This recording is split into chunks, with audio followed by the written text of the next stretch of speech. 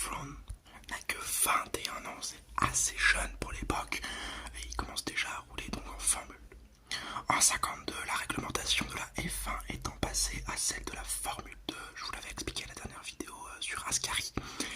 Il participe donc à quelques épreuves de Formule 1 puisqu'il a la monoplace où il se fait remarquer avec un premier podium à Silverstone.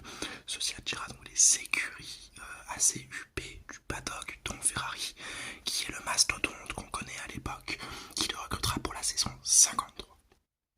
En 53 d'ailleurs, il est dominé par le titan Ascari, sans être ridicule pour autant, puisqu'au Grand Prix de Reims, alors que son coéquipier Ascari n'est pas dans le coup, il remporte sa première victoire dans les derniers virages sur le grand, l'immense Juan Manuel Fangio.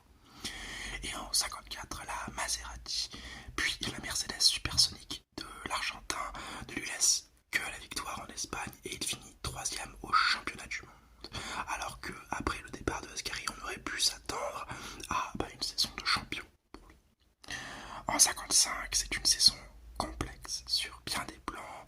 Son père meurt d'un accident de voiture. Il est critiqué par la presse anglaise et quitte Ferrari. En conséquence, on l'accuse de ne pas être assez nationaliste pour l'époque. Mais le pire restera ce triste 24 heures du Mans 1955 où il est impliqué dans le crash mortel tuant 79 personnes dont le pilote Pierre Levègue. Il est accusé d'être responsable à cause de son entrée dans les stands qui provoque le décalement d'un des 3 pilotes du crash qui va taper Pierre Levègue qui va ensuite s'abattre dans la foule. Mais il sera mis hors de cause, sans pour autant en ressortir indemne mentalement. D'autant plus qu'il remporte cette même édition qui sera marquée à jamais donc de ces 79 morts sur la conscience de Mike. En 55 et en 56, il s'entête à rester en Angleterre dans des monoplaces sous-performantes par rapport à la concurrence, mais en 57, il est de retour chez les Rouges, restant champion du monde avec un Fangio qui est bien vite parti chez Maserati. Ses premiers amours, il n'est resté qu'un an chez Ferrari comme je vous l'avais expliqué. Et alors qu'il semble avoir des chances, car Fangio n'est peut-être pas dans la meilleure écurie, ce diable d'Argentin vient glaner son dernier titre avec tout le panache qu'on lui connaît, dont la fameuse victoire au Grand Prix d'Allemagne que je vous avais raconté, 35 secondes de retard au dernier tour devant Collins et Aufron, et il les rattrape et les dépasse et remporte la course avec le championnat du monde 57. En 58, par contre, Fangio est parti partiellement, il fait encore quelques courses, mais il est plus dans la course au championnat du monde, ça c'est ce qu'il faut comprendre.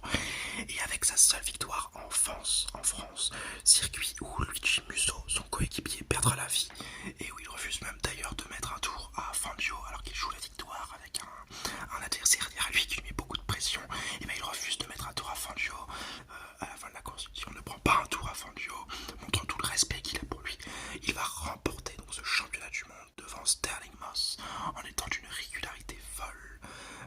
Donc je vais vous raconter un peu le dernier Grand Prix de Casablanca au Maroc. Donc le Grand Prix de Casablanca clôture cette saison et avant le Grand Prix, on doit confier les numéros de pilotes, parce qu'à l'époque c'est les organisateurs qui confient les numéros de pilotes à Michael Froome et donc à tous les pilotes, et Michael Froome se voit attribuer le numéro 2, ce qu'il refuse catégoriquement d'avoir parce que Peter Collins, son ami, est mort avec ce numéro et Luigi Musso, son coéquipier, est mort avec ce même numéro.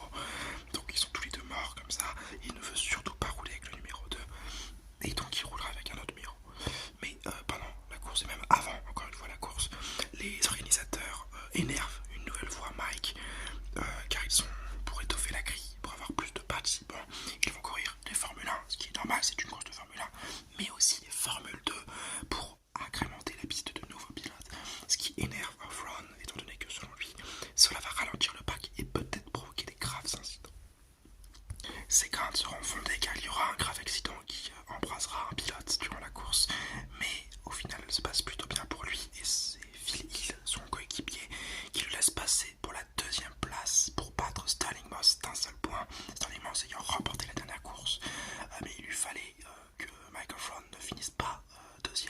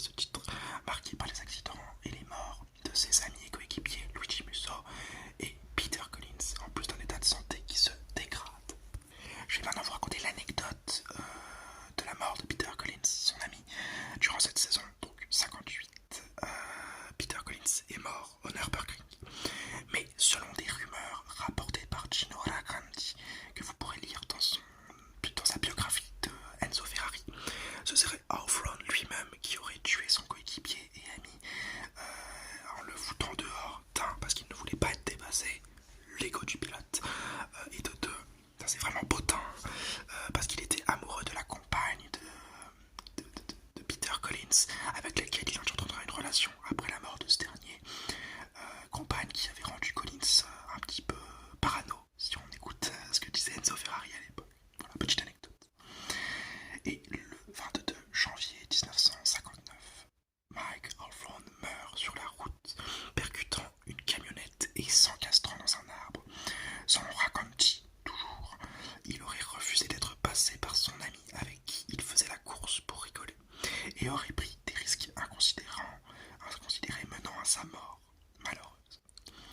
Mike Oldfield avait 29 ans. Il était connu pour toujours apporter un sourire espiègle et joyeux. Pour preuve, Mike parlait couramment et comprenait d'ailleurs très bien l'italien, mais jamais lors d'un week-end de course, il n'a répondu autrement qu'en anglais à ces journalistes lusitaniens, peut-être pour rigoler, peut-être par nationalisme, comme ce qu'on lui avait reproché un peu plus tôt. En tout cas, son style aussi a dénoté avec beaucoup d'autres. Je parle de son style vestimentaire parce qu'il roulait toujours avec un casque, avec une visière assez particulière, et surtout le très fameux nœud de papillon qu'il abordait à chaque course, et avec lequel il a été peut-être même un peu plus connu que son talent pour le sport automobile. Il reste néanmoins très précoce pour l'époque dans la catégorie dans laquelle il évoluait, et il est le premier champion du monde anglais de l'histoire de la Formule 1. Malgré qu'on ne le considère pas comme le meilleur, étant donné que Moss, qui ne sera jamais champion, est unanimement considéré par les experts de l'époque, et même les experts d'aujourd'hui, comme meilleur que Michael. Mais bon, ça on ne peut pas en juger. Et bien voilà, j'espère que cette vidéo vous aura plu. J'espère que j'ai bien pu vous retracer la vie et l'histoire de Mike Oldfield. Comme vous le voyez, hein, donc Ascari, maintenant Mike Oldfield. J'essaie de me documenter un maximum. La prochaine vidéo sur un pilote en 5 minutes, ce sera Jack Brabham. Donc j'ai déjà lu la biographie, la vidéo est en cours de préparation. Là j'ai un peu rajouté des petits potins, des petites choses. C'est vraiment, faut que vous compreniez, c'est ce qu'il y a dans les biographies. Il y a des partis pris de la part des personnes qui sont donc retranscrits dans ces livres. Peut-être que Mike n'a jamais tassé Peter Collins, peut-être que Mike a juste glissé sous la pluie lors de son accident mortel et qu'il n'était pas dérangé par l'idée d'être dépassé par son ami. Mais voilà, moi j'essaie de vous retranscrire ce que j'ai eu des avis des pilotes eux-mêmes, puisque Mike Oldfield, j'ai lu un passage de l'anecdote sur Casablanca, c'est lui qui la raconte dans un livre dont je n'ai plus le nom, hein, je vous avoue. Et donc les petits ragots que je vous rapporte, c'était donc dans le livre du journaliste italien. Et donc voilà, j'essaie au maximum de vous donner des informations. Certaines sont peut-être biaisées, et je les ai lues en étant biaisées. Mais voilà, j'espère vous avoir détendu. En tous les cas, vous avoir appris des choses. Si c'est le cas, n'hésitez pas à mettre un petit like, un petit commentaire et à vous abonner. On se retrouve très vite pour une nouvelle vidéo. Merci, Mike Oldfield. Et n'oubliez pas, Forza Ferrari.